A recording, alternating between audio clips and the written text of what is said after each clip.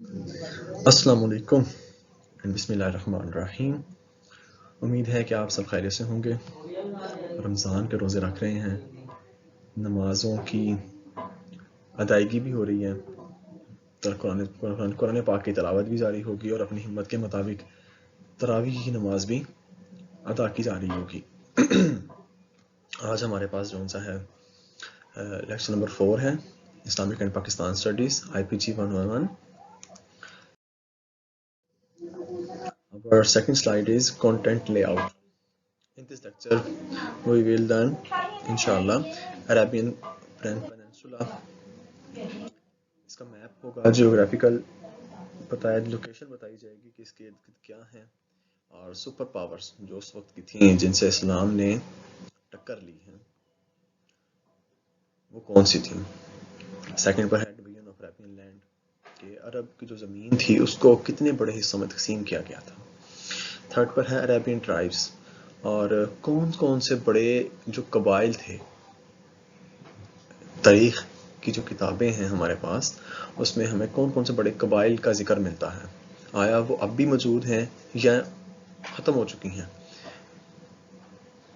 Four پر ہے انڈیویجولیٹیز of Arabian people,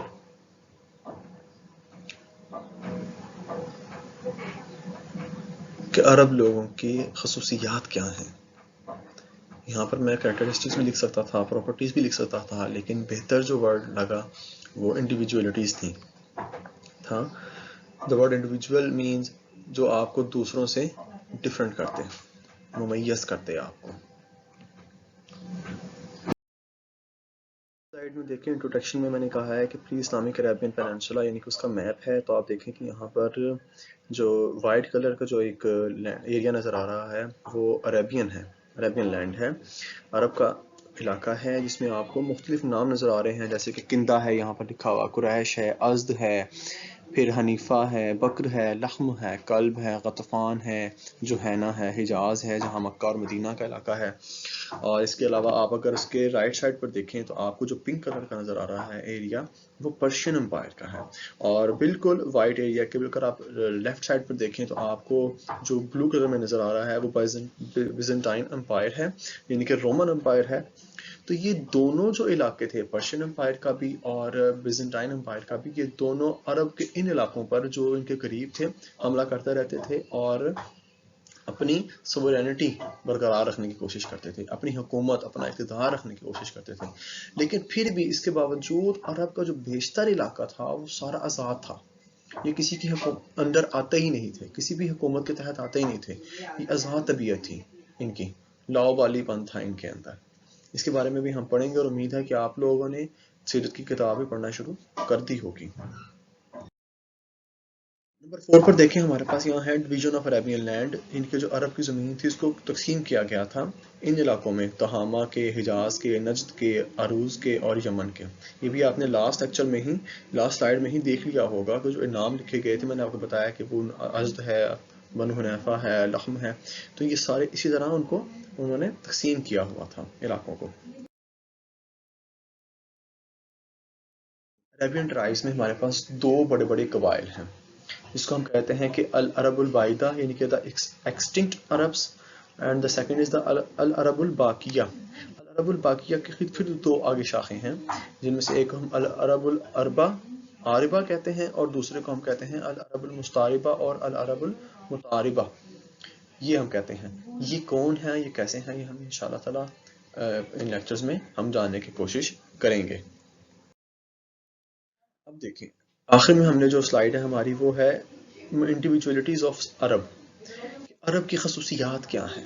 یہاں پر word ہم کریکٹرسٹکس بھی لے سکتے ہیں اور پراپرٹیز بھی لے سکتے ہیں، لیکن وہ کوئی اتنی خوبصورت نہیں ہے لگتے بیان میں، جو کہ انڈیویجولیٹی جو ہے ایک لفظ وہ ایک خصوصیت پیدا کر دیتا ہے، ایک اٹریکشن پیدا کر دیتا ہے اپنے اندر۔